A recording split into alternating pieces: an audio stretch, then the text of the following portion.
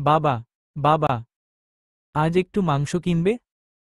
আজ আমি রোজা।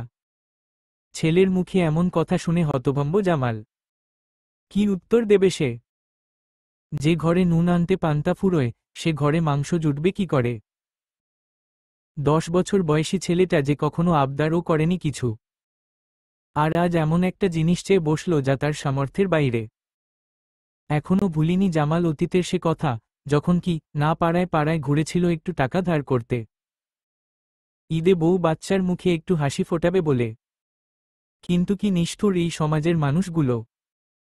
সে গরিব বলে তাকে টাকা ধার দিল না। এদিকে ছেলে যে বাবার মুখ পানে চেয়ে আছে জবাবের আশায়। ছেলেকে জড়িয়ে ধরে বলল, আমাদের মতো গরিবদের কোন শখ থাকতে নাই রে বাবা। আর রোজা থাকলেই তো মাংস খেতে হয় না। আচ্ছা বাবা, তুমি যে বলেছিলে আল্লাহ অনেক দয়ালু, তাহলে আমাদের এত কষ্ট তিনি কি করে সহ্য করেন? এমন কথা বলতে হয় না রে বাবা। আল্লাহ যাকে বেশি ভালোবাসেন, তাকেই বেশি বিপদ দেন। ও তুমি এখন বুঝবে না, বড় হও। আস্তে আস্তে সব বুঝবে। ছেলেকে সান্ত্বনা দিয়ে বাড়ি থেকে বের হয় জামাল। বাইরে প্রচণ্ড গরম। গরমে গাছপালা কেমন নির্জীব হয়ে আছে। পাখিদেরও কোন সাড়া নাই। কিন্তু থেমে নেই এই ব্যস্ত শহর। কি গরম, কি ঠান্ডা! জীবিকার তাড়নায় সবাইকে ছুটে বেড়াতে হচ্ছে এক প্রান্ত থেকে অন্য প্রান্তে। এরই মধ্যে একজন স্টুডেন্ট তার রিকশায় উঠল। তথাকথিত শিক্ষিত এই যুবকেরা জানে না একটা রিকশাচালককে কিভাবে সম্মান দিতে হয়। এরা শুধু খাতা কলমেই শিক্ষিত। জামালকে বলল, এই রিকশা যাবে? জামাল হ্যাঁ সূচক শব্দ করে ছেলেটাকে রিকশাতে তুলে নিল। কেউ কেউ এসি গাড়িতে করে নিজ কর্মস্থলে যাচ্ছে। কেউ কেউ হাত পাখাটা সাথে করে নিয়েছে হাওয়া খাওয়ার জন্য। কিন্তু ওই গরিব মানুষগুলোর একটুও বিশ্রাম নেওয়ার সময় নাই। অন্যের গোলামিই যেন তাদের নিত্য নতুন কাজ। পথে যেতে যেতে একটা হোটেল তার নজর এড়ায়নি। হঠাৎ রিকশাটা থামালো সে। ক্ষিপ্ততার সাথে যুবকের প্রশ্ন, আমার কলেজের দেরি হয়ে যাবে, রিকশা কেন থামালে? শান্ত কণ্ঠে জামালের জবাব, ভাইয়া ওই লোকগুলো রোজার মাসে খাচ্ছে। ওদের একটু দিনের দাওয়াত দিয়ে আসি। আচ্ছা তাহলে আপনি দিনের দাওয়াত দিন, আমি চলে যাচ্ছি। এই যে ভাইয়া, ভাড়াটা তো দিন। কিসের ভাড়া? মাঝপথে নামিয়ে দিয়ে আবার ভাড়া? ভাড়া না দিয়েই যুবক চলে গেল সেখান থেকে। হঠাৎ এক অদ্ভুত হাসি দিয়ে আল্লাহকে বলল, সবাইকে তুমি হেদায়াত দান করো প্রভু। হোটেলওয়ালার প্রশ্ন, এই যে ভাই বীর বীর করে কি বলছেন? কিছু খাবেন? এবার ক্ষণিকের জন্য জামাল রেগে গেল। নিজের রাগকে কন্ট্রোল করে বলল, ভাই আমি রোজা। আপনি রোজা না? হ্যাঁ। কিন্তু থাক, আপনাকে আর কিছু বলতে হবে না।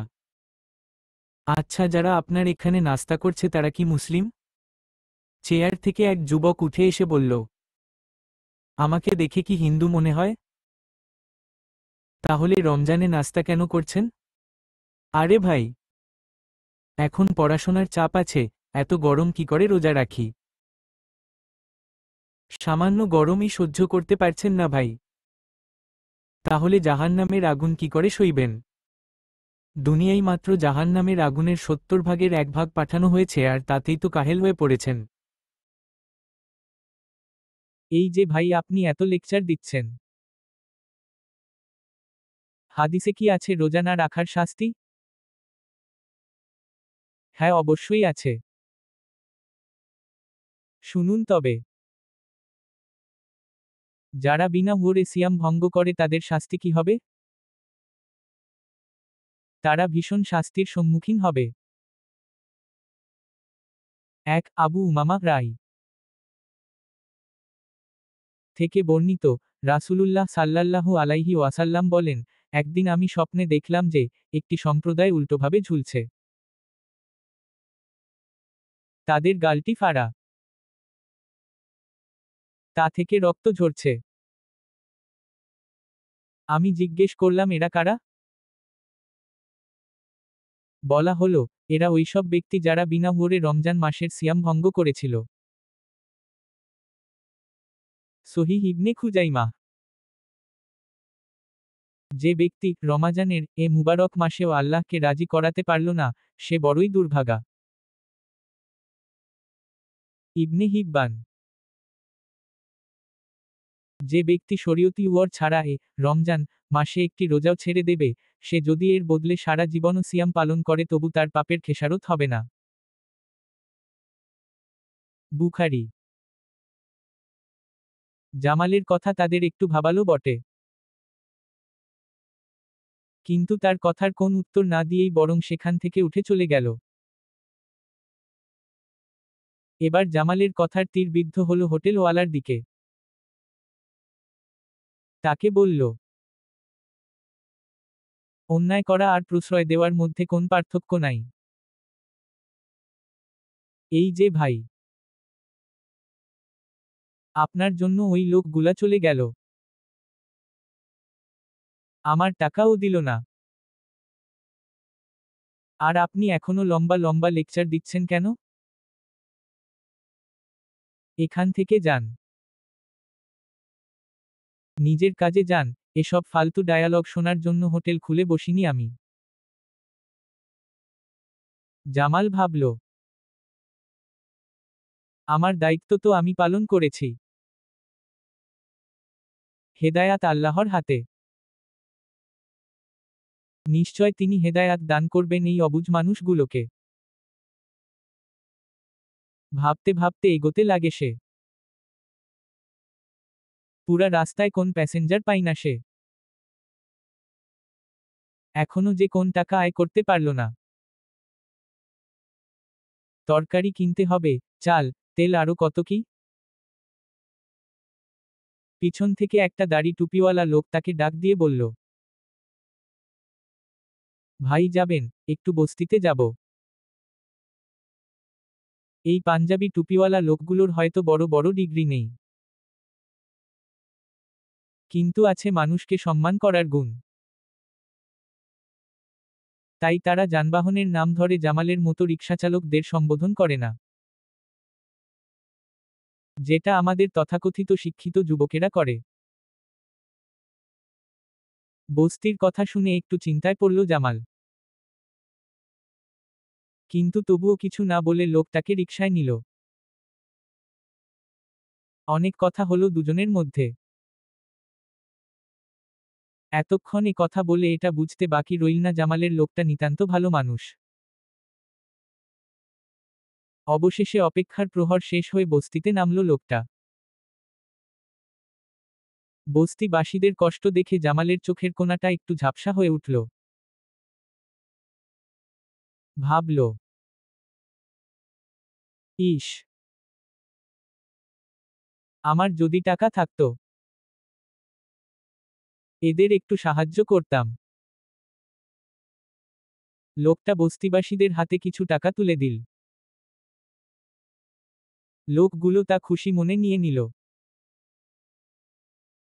গরিবদের মুখে হাসি ফোটাতে বেশি অর্থ খরচ হয় না, সামান্যতেই তারা অনেক বেশি খুশি হয়ে যায়। এবার জামালের হাতে 500 টাকার একটা নোট তুলে দিল লোকটা। ভাইয়া, আমার ভাড়া এত নয়, মাত্র 50 টাকা। আমি জানি সেটা, আজ রমজান মাস, একটু মাংস কিনে নিয়ে যেন পরিবারের জন্য। একটু ইতস্তত বোধ করে বলল, না থাক ভাইয়া, এটা আমার টাকা না, আল্লাহ আমায় দিয়েছেন, তার থেকেই আমি দিচ্ছি। লোকটার কথায় জামাল বুঝল, এখনো ভালো মানুষ আছে পৃথিবীতে, এজন্য কিয়ামত এখনো আসেনি। খুব শীঘ্রই হয়তো এ মানুষগুলো বিলীন হয়ে যাবে দুনিয়ার বুক থেকে। তখন পৃথিবী ঘোর আঁধারে ছেয়ে যাবে। হঠাৎই জামালের ফোন বেজে উঠল। তার স্ত্রী জামিলার ফোন। আসসালামু আলাইকুম। ওয়া আলাইকুস সালাম। বলো জামিলা। শুনুন না, একটু দেখুন মাংস পান কিনা।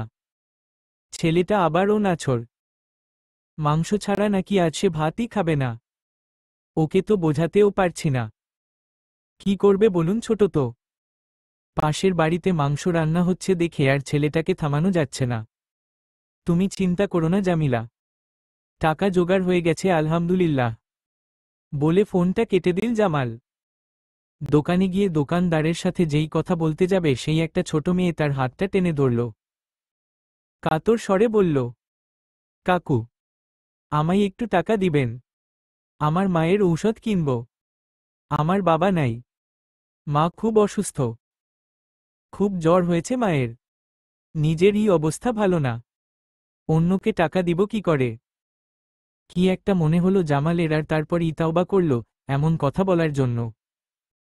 কথাটা ছিল, নবীজি ইরশাদ করেন, কোন ব্যক্তি যদি হালাল কামাই থেকে সঠিক খাতে একটি খেজুরও দান করে, তবে আল্লাহ আলা সেই সামান্য দানকে এমনভাবে প্রতিপালন করেন যেমন তোমাদের কেউ তার উট প্রতিপালন করে থাকে, অতঃপর সেটি বাড়তে বাড়তে উহুদ পাহাড় পরিমাণ পৌঁছে যায়। ছোট্ট মেয়েটার হাতে ৩৫০ টাকা তুলে দিয়ে ১৫০ টাকা নিজের খরচের জন্য রাখল। কারণ ঘরে যে চাল ছাড়া সামান্য নুনও নেই। দোকানদার বলল, মাংস নিবেন ভাই? না ভাই, আজ নিব না, আল্লাহ তৌফিক দিলে অন্য একদিন দেখব ইনশাআল্লাহ। প্রয়োজনীয় বাজার করে আবার ও দাঁড়ালো জামাল। যদি কোন প্যাসেঞ্জার পাওয়া যায়। একটা গুন্ডা মতো লোক তার রিকশায় উঠল। লোকটা নির্দিষ্ট গন্তব্যে নামার পর হনহন করে চলল। জামাল তাকে ডাক দিয়ে বলল, ভাই আমার ভাড়া। ভাড়ার বদলে একটা ঠাস করে চর বসিয়ে দিল লোকটা, আর বড় দাম্ভিকতার সাথে বলল, আমায় দেখে কি তোর মনে হয় আমি ভাড়া দিব? চোখের কোণে জল চলে আসে তার। এই জল অপমানের নয়, অনুশোচনার। নিজের অতীত হঠাৎ মনে পড়ে যায়। এই একটা চরই যে তার কাছ থেকে অনেক কিছু কেড়ে নিয়েছিল। তার ঘর বাড়ি, আপনজন, সব কিছু। এখনো ভুলিনি জামাল আপনজন হারানোর সে যন্ত্রণা। আপনজন হারিয়ে একটা শিক্ষা সে পেয়েছে যে অহংকার পতনের মূল। কি ছিল না তার? বাড়ি, গাড়ি, মান সম্মান, টাকা পয়সা, সবকিছুই তো ছিল। আর এটা আজকের সমাজের রীতি, যার টাকা থাকবে তার মধ্যে অহংকার জিনিসটাও শোভা পাবে। জামালও তার ব্যতিক্রম ছিল না। যখন গগভীর রাত, তখন সে মদ্যপান করে বাড়ি ফিরছিল। মদ্যপান বোধ হয় সেদিন একটু বেশিই করেছিল। তাই কোনটা তার বাড়ির রাস্তা সেটাই ঘুলিয়ে ফেলছিল। আশ্চর্য বিষয়ে সবার যখন ঘুমে বিভোর থাকার কথা তখন এই রাস্তায় লোকজনের কোলাহল। রাত তখন 1টা বাজে। ঘোরে কিছু বুঝছিল না জামাল। এরই মধ্যে কেউ একজন এসে বলল, ভাই একটা লোক অ্যাক্সিডেন্ট করেছে, একটু নিয়ে যাবেন? জামাল লোকটাকে একটা থাপ্পড় দিয়ে বলে, এটা আমার নিজস্ব গাড়ি, ভাড়ায় চলে না। ভাই সে যাই হোক, একটু নিয়ে চলুন না। লোকটা খুব গুরুতর আঘাত পেয়েছে। আমি কি রাস্তার লোকের জন্য গাড়ি কিনে বসেছি? কে না কে অ্যাক্সিডেন্ট করেছে, যা তো দেখি এখান থেকে। হঠাৎ ঝাপসা চোখে দেখতে পায় সে তার বাড়ির সামনেই এত লোকের আনাগোনা। অ্যাক্সিডেন্ট করা মানুষটা যে আর কেউ নয়, তার মা। গাড়ি থেকে নেমে গিয়ে দেখে তার মা পড়ে আছে উঠোনে, একেবারে মরেই গিয়েছে। বেচারি ছেলেকে খুঁজতে বোধহয় রাস্তায় এসেছিল, কিন্তু আজ আর তিনি নেই। জামাল জানে সবকিছু আল্লাহই লিখে রাখে, কিন্তু আল্লাহ তো মানুষের কর্মের উপরেই তার ভাগ্য নির্ধারণ করে। মা কে যে খুব ভালোবাসত সে। চোখের সামনে নিজের মায়ের লাশকেই বা সহ্য করতে পারে। মা যে পৃথিবীর সবথেকে আপনজন। মা মারা যাওয়ার পরেই তার চাচারা জোর করে তার কাছ থেকে সম্পত্তির দলিলে সই করিয়ে নেয়, আর তারপর বাড়ি থেকেই বের করে দেয় তাকে আর জামিলাকে। আজ সে নিঃস্ব। আজ তার কিছু নেই। হঠাৎ করে আবার ও স্পষ্ট হয়ে উঠল সেই ভয়ঙ্কর অতীত। গুন্ডা মতো লোকটাকে কিছু আর বলতে পারে না সে। বাড়ি ফিরে গেল জামাল। বাড়ি গিয়েই দরজায় কড়া নাড়ল, আর তারপর সিয়াম ছুটে গিয়ে দরজাটা খুলল। বাবাকে দেখেই আনন্দে মেতে উঠল ছোট্ট সিয়াম। এক বুক আশা নিয়েই বাবাকে বলল, বাবা মাংস নিয়ে এসেছ? দাও না বাবা, মাংসের প্যাকেটটা আমি গিয়ে মায়ের কাছে দিয়ে আসি। ফোনে যে জামিলার সাথে মাংস কেনার কথা বলেছিল সে কথা তো সিয়াম জানে, আর তাই এক বুক আশা নিয়ে দরজাটা খোলে। ছেলেকে কি বলবে ভেবে না পেয়ে জামিলার কাছেই গিয়ে প্যাকেটটা দিয়ে আসে জামাল। অবুঝ এই শিশুটি তো আর জানে না প্যাকেটের মধ্যে মাংস নেই। সারাদিন খুব খুশি ছিল সিয়াম, একটু মাংস খাবে বলে কত আনন্দ করেছে। বড়লোক বন্ধুদের সাথে বলেছে, তোরা তো বলিস তোদের মা মাংস রান্না করে, আমার মাও আজ মাংস রান্না করেছে। এদিকে জামাল যেন বাকরুদ্ধ হয়ে গেছে। বাড়ি এসে কোন কথা এসে বলেনি। জামিলা মাংসবিহীন প্যাকেট দেখেও টু শব্দটি পর্যন্ত করেনি। ভাত খাওয়ার সময় সিয়ামকে কি বা বলবে ভেবে কুল পাই না তার মা বাবা। অবশেষে সিয়ামের অপেক্ষার অবসান ঘটল। বিকাল পেরিয়ে সন্ধ্যা হল। অবশেষে রাত্রি নামল। বাবার সাথে আজ তারাবিও পড়তে গিয়েছিল সিয়াম। মসজিদ থেকে বাড়ি আসার পথে বাবাকে বলেছে, বাবা আমি আজ কতদিন পরে মাংস খাবো বাবা, আমার না খুব আনন্দ হচ্ছে জানো। সিয়ামের একটা কথার ও কোন জবাব দিতে পারিনি জামাল। তবে খাওয়ার সময় তো সত্য লুকিয়ে রাখতে পারবে না সে। আল্লাহকে বলে, হে আল্লাহ আমার ছেলেকে সঠিক বুঝো দিও। অবশেষে খাওয়ার সময় আসলো। মাংসের কোন গন্ধ না পেয়ে সিয়াম একটু ভেবেছিল ঠিক, কিন্তু পর মুহূর্তে সেটা ভুলে গিয়েছিল। খাওয়ার সময় সিয়াম যখন বলল, আমি শুধু মাংস দিয়ে ভাত খাবো মা, তখন জামিলা বলল, মাংস কুকুরে নিয়ে গেছে। তখন আর জামিল চুপ করে থাকতে পারিনি। জামিলাকে বলল, মুমিন ব্যক্তির জন্য মিথ্যা কথা না, আর বাচ্চাদের কখনো মিথ্যে কথা বলতে নাই। আমি সত্যিই টাকা জোগাড় করেছিলাম, কিন্তু মাংসের থেকে একটা অসুস্থ মায়ের চিকিৎসা হওয়া বেশি দরকার ছিল। জানো জামিলা, হাদিসে আছে রাসূল সাল্লাল্লাহু আলাইহি ওয়াসাল্লাম বলেছেন, যে লোক রোজা রাখার পর ও মিথ্যা বলা ও খারাপ কাজ ত্যাগ করেনি, তার পানাহার থেকে বিরত থাকায় আল্লাহর কোন প্রয়োজন নেই। ছেলের মাথায় হাত বুলিয়ে বলল, তুমি চিন্তা করো না বাবা, দুনিয়ায় না হোক জান্নাতে গিয়ে তুমি মাংস খাবে। যারা ভালো কাজ করে তাদের আল্লাহ জান্নাতে দেয়, আর জান্নাতে কোন অভাব থাকে না। সত্যি বাবা, তাহলে জান্নাতে গেলে আমি মিষ্টি ফল খেতে পারবো? হ্যাঁ। ওখানে কোন খাবারের কষ্ট থাকবে না। তাহলে আমি আজ এই শাক দিয়েই ভাত খাবো বাবা। একটা মুচকি হাসি দিয়ে শাক দিয়ে ভাত খেয়ে নিল সিয়াম। পরের দিন সকালে আবার রিকশাটা নিয়ে জামাল বেরিয়ে পড়ল। রহমতের এই মাসে আবার ও তার নজরে পড়ল সেই হোটেল। শুধু মানুষগুলো পাল্টে গেছে, পাল্টায়নি হোটেলওয়ালা। জামালের আগের দিনের কথাগুলো সে কান দিয়ে বের করেই দিয়েছে। আজ অবশ্য রিকশাতে কেউ নেই, তাই আজ আবার ও হোটেলের দিকে ছুটল। হৃদয়ের মণিকোঠায় প্রভুর সেই আয়াতটা স্মরণ করল। আল্লাহ বলেন, তার থেকে আর কার কথা উত্তম হতে পারে যে মানুষকে আল্লাহর দিকে ডাকে, সৎ কাজ করে এবং বলে নিশ্চয় আমি মুসলমানদের অন্তর্ভুক্ত। জানে সে আজ হয়তো আবার তাকে কথা শুনতে হবে, কিন্তু মানুষের কথার ভয় তো অনেক আগেই উঠে গেছে। যেখান থেকে দিনের বুঝো পেয়েছে সেখান থেকে শুধু আল্লাহকে ভয় পায় সে। তাই ছুটে চলল হোটেলের দিকে আর বলল, যখন রমজান আসে তখন জান্নাতের দরজাসমূহ খুলে দেওয়া হয়, জাহান্নামের দরজাসমূহ বন্ধ করে দেওয়া হয়, আর শয়তানদেরকে শৃঙ্খলাবদ্ধ করা হয়। বুখারী 1898, মুসলিম 1079। হোটেলওয়ালা আবার ছুটে এসে জামালকে বলল, এই ব্যাটা নিজের কাজে যাত, এখানে এসে হাদিস ছাড়ছিস কেন? জামাল বলল, ভাইয়া একটা বই দিচ্ছি আপনাকে, পারলে এটা একটু পড়বেন। হোটেলওয়ালার হাতে বইটা ধরিয়ে দিয়ে জামাল রিকশা নিয়ে আবার ও পথে বেরিয়ে পড়ল। সারাদিনের ক্লান্তির পর বাড়ি ফিরল জামাল। বাড়ি গিয়ে দেখে জামিলার মুখে চিন্তার ছাপ। জামিলাকে জিজ্ঞেস করল, কি হয়েছে জামিলা, তুমি এমন চিন্তা করছো কেন? বাড়ি ভাড়া নিতে আসার সময় হয়েছে যে, টাকা তো জোগাড় হলো না, এবার কি করবেন?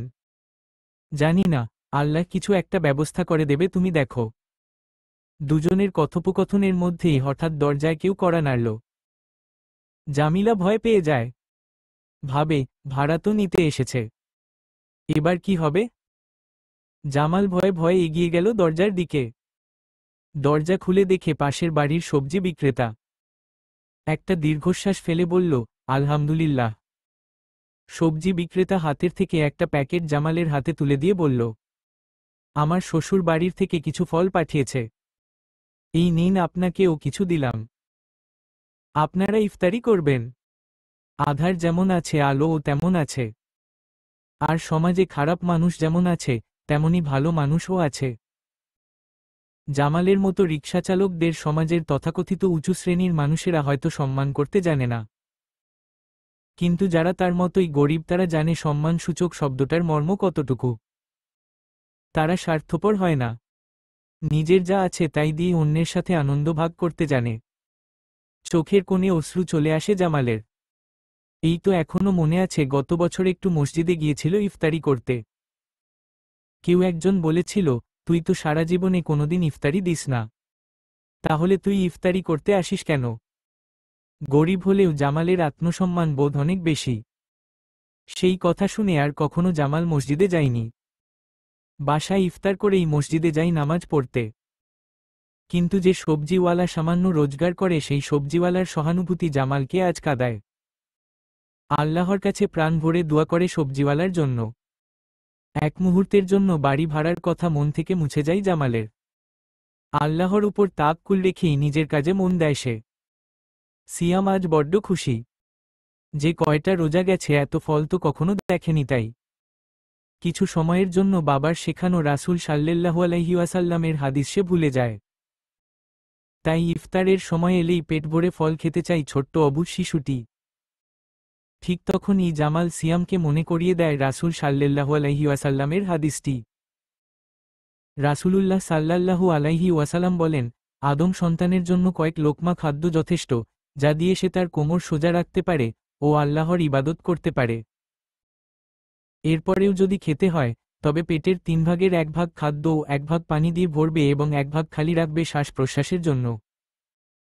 তিনি বলেন, 1 মুমিনের খানা 2 মুমিনে খায়, 2 মুমিনের খানা 4 মুমিনে খায় এবং 4 মুমিনের খানা 8 মুমিনে খায়, অর্থাৎ সর্বদা সে পরিমাণে কম খায়।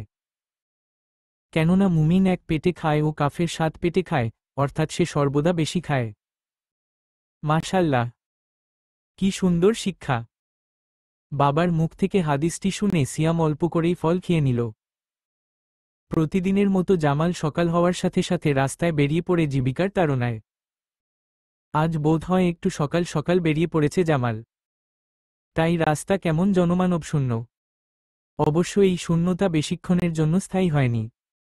অল্পক্ষণের মধ্যেই এই শহর আবার ও ব্যস্ততায় ভরে উঠেছে। নানান রকম মানুষ এই ব্যস্ত শহরে। কেউ বা একটা খালি থালা নিয়ে রাস্তায় বসে আছে 2 পয়সার আশায়। কেউ বা আবার ফুল নিয়ে বিক্রি করছে রাস্তায় রাস্তায়। কেউ বা দামি পোশাকে নিজেকে সাজিয়ে ছুটছে অফিসের দিকে। শান্তি নেই জামালের মতো গরিব মানুষদের। ছেঁড়া জামা, ছেঁড়া জুতা পরেই হয়তো দিন চলে যায় অসহায় মানুষগুলোর। কিন্তু তাতে আফসোস নেই জামালের, কারণ সে জানে এই জীবন শেষ নয়। একটু কষ্ট করতে পারলেই সুন্দর সুখময় জীবন অপেক্ষা করে আছে, যে সুখ কখনো শেষ হবে না, অনন্তকাল সেই সুখ থাকবে। ভাবনার জগৎকে বিদায় দিল এক ভদ্রলোকের ডাক পেয়ে। ভদ্রলোকটি রিকশায় উঠে বসল। ইদানিং জামালের শরীরটা ভালো যাচ্ছে না, তাই রিকশা চালাতে গিয়ে সে হিমশিম খেয়ে যায়। একটু আস্তে চালিয়েছে রিকশা, আর অমনি কি তেজ রিকশাওয়ালার উপরে। ক্ষিপ্তভাবে বলল, এই ব্যাটা ভালো করে রিকশা চালাতে পারিস না, আবার রিকশা চালাতে আসিস কেন? জামাল কাতর সুরে বলে, ভাই আমার শরীরটা ভালো নয়, এজন্য একটু সমস্যা হচ্ছে। কে শোনে কার কথা? বিশাল অট্টালিকায় থাকলে কি আর বোঝা যায় অসহায় মানুষের বুকের ব্যথা? জামালকে মাঝপথে রিকশা থামিয়ে দিতে বলে লোকটা চলে যায়, ভাড়া না দিয়েই। প্রতিদিন এমন ঘটনা তার সাথে অহরহ ঘটে। সব বিচার আল্লাহই করবে এটাই তার ভাবনা। অবশ্য বিচার চাওয়ার আগে সবার জন্য হেদায়াতের দুয়া চাই সে। সারাটা দিন রিকশা চালিয়ে আজ 800 টাকা ইনকাম করেছে জামাল। পকেটে হাত দিয়ে এত টাকা দেখে সত্যিই সে অবাক হয়ে যায়। এত টাকা ইনকাম করবে সে ভাবেনি। মনে একটু ভয়ও পায়। ভাবে, না জানি কারোর কাছ থেকে প্রয়োজনের বেশি ভাড়া নিয়ে ফেলেছি কি না। ছেলে মাংস কিনতে বলেছিল, সে কথা ভেবে আবার দোকানের দিকে এগোয় সে। আনমনা হয়ে গিয়েছিল একটু, আর কেউ যেন তার পকেট থেকে ৬০০ টাকা বের করে নিয়ে দৌড় দিল। আর সে খেয়ালও করেনি। মাংস কিনতে যাবে অমনি টাকা বের করল, আবার তার নজরে পড়ে যায় একটি দুধওয়ালার দিকে। দুধওয়ালাকে দেখে দুধের মধ্যে পানি মেশাতে। আবার দুধওয়ালার কাছে গিয়ে দুধের দাম শুনে বুঝল, অন্য সময়ের চেয়ে রমজান মাসে দুধের দাম অনেক বেশি। তখন লোকটাকে বলল, ভাই, দুনিয়া অল্প দিনের জন্য, আসুন না সমস্ত খারাপ কাজ পরিত্যাগ করি, যা আয় হয় তাই নিয়ে খুশি থাকি। আপনি জানেন খাদ্যে ভেজাল দেওয়া বা খাদ্যের দাম বাড়ানো কত গুনাহের কাজ। দুধওয়ালা তখন রেগে গিয়ে বলল, এই মিয়া, কই পাইলা তুমি এই হাদিস?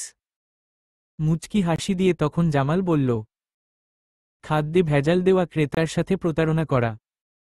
প্রতারণা ইসলামে নিষিদ্ধ। হজরত আবু হুরায়রা থেকে বর্ণিত, তিনি বলেন, একদা রাসূল সাল্লাল্লাহু আলাইহি ওয়াসাল্লাম বাজারে এক খাদ্যস্তূপের নিকট দিয়ে যাচ্ছিলেন।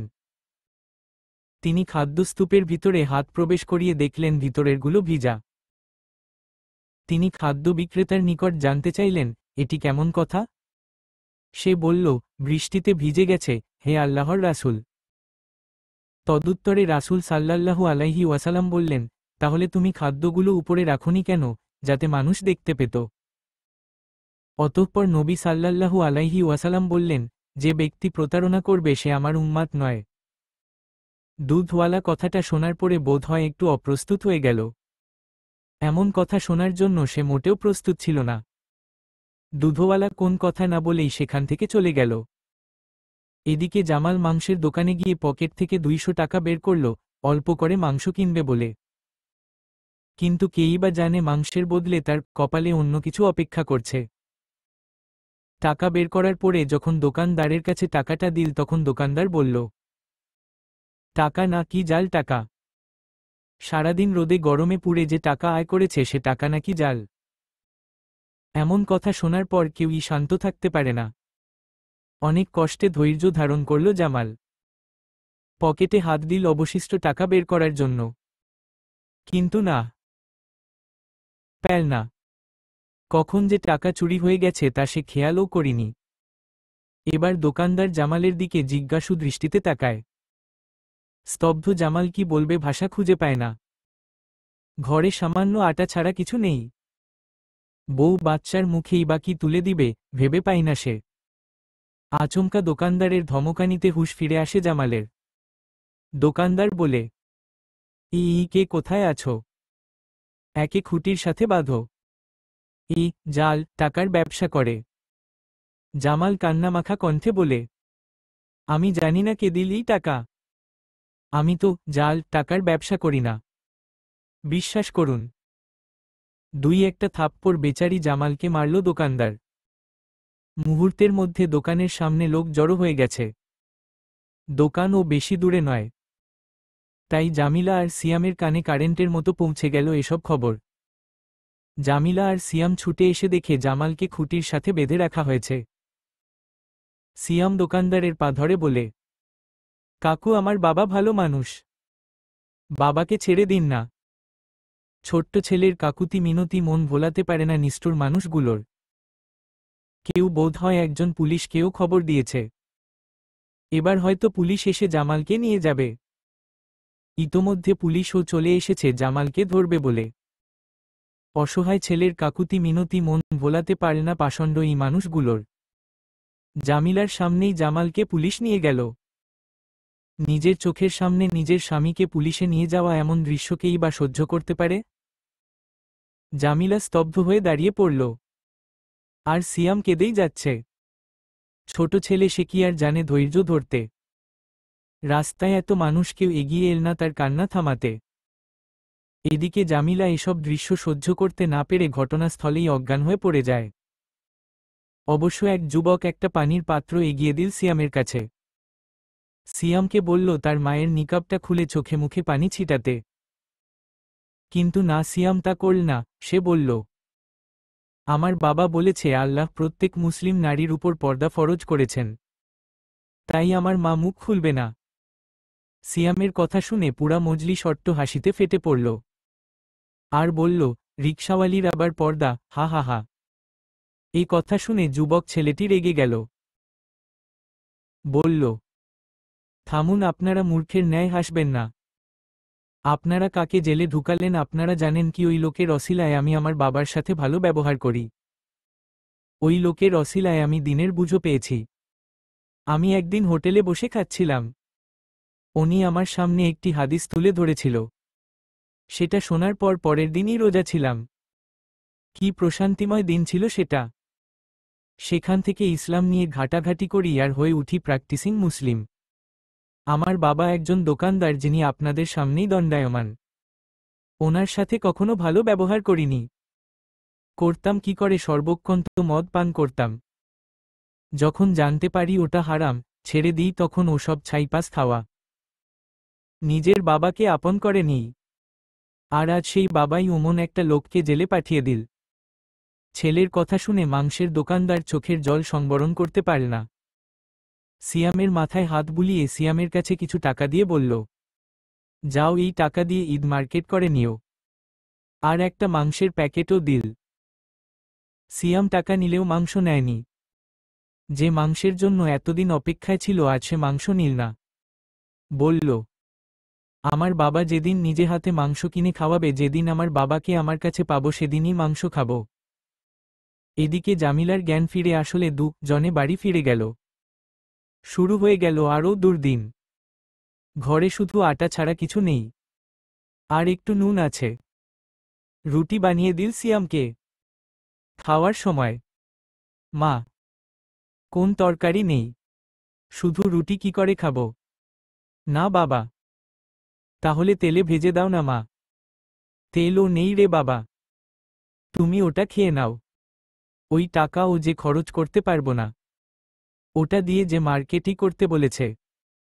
2টা দিন চলে গেল এভাবেই রুটি খেয়ে। কিন্তু এবার আর আটাও নেই। এবার কি করবে মা ছেলে তারা জানেও না। সিয়াম খেলতে গিয়েছিল বন্ধুদের সাথে। ক্ষুধার জ্বালায় ছেলেটা বাড়ি চলে আসলে জামিলা তাকে পানি খেতে দিল। মা, মা, পানি খেয়ে পেট ভরে না তো? অন্য কিছু দাও না তুমি? কিছুই নেই, তুমি ওটা খেয়েই থাকো। সিয়াম কান্না জুড়ে দিলে জামিলা কষ্ট সহ্য করতে না পেরে সিয়ামকে একটা চড় বসিয়ে দিল।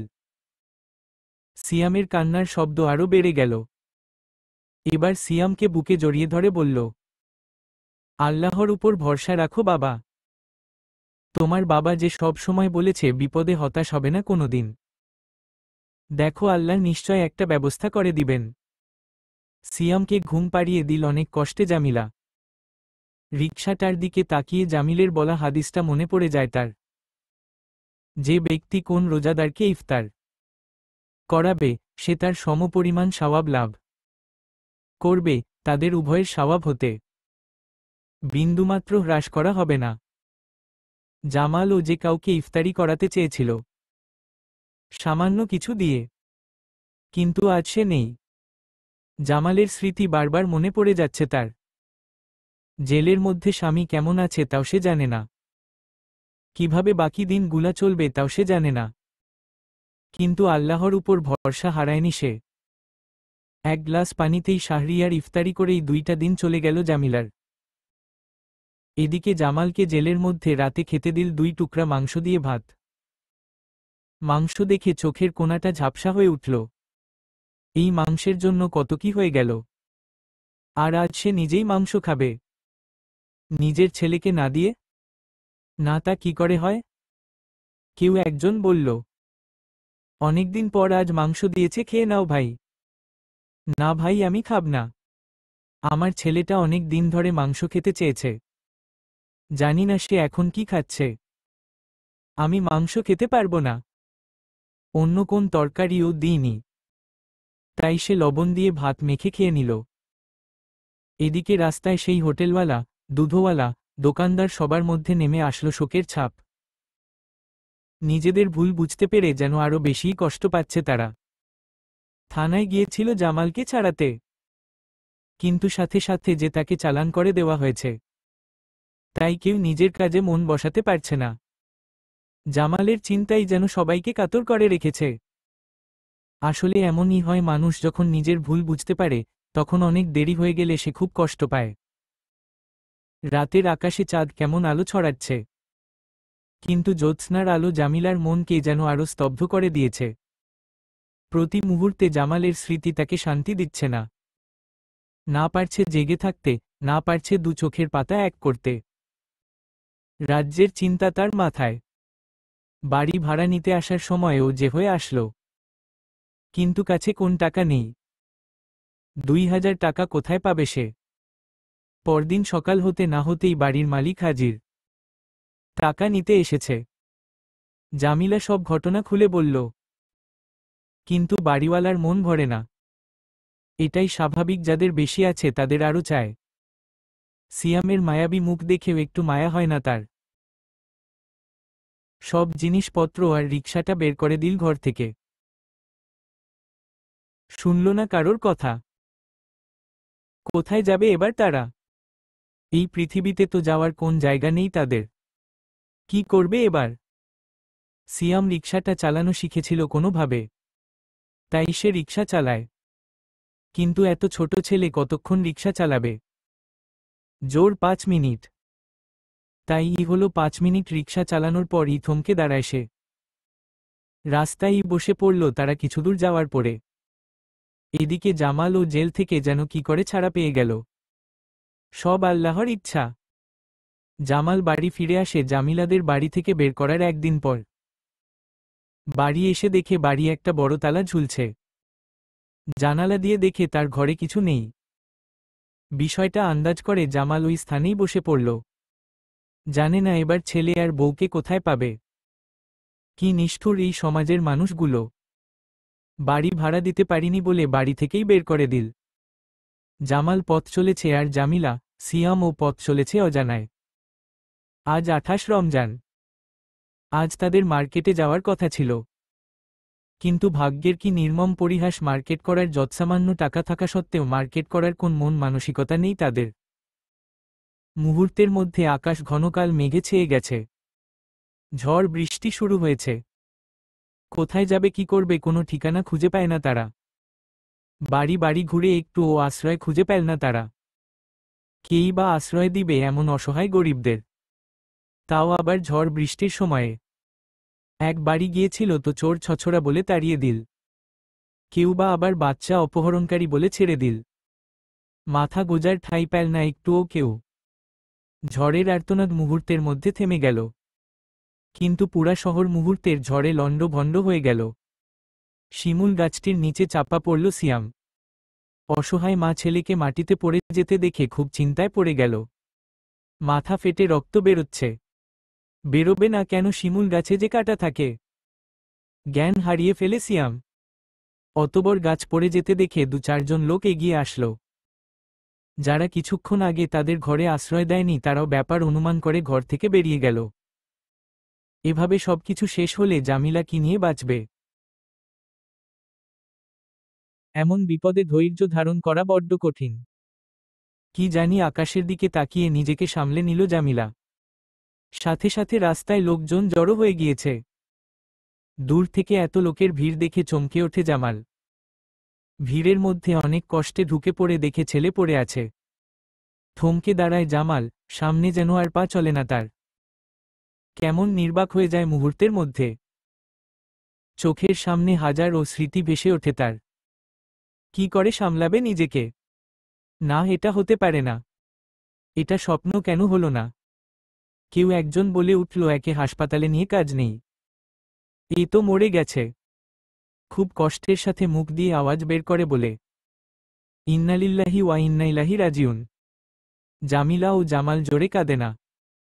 তারা জানে মৃত ব্যক্তির জন্য জোরে কাঁদতে নেই।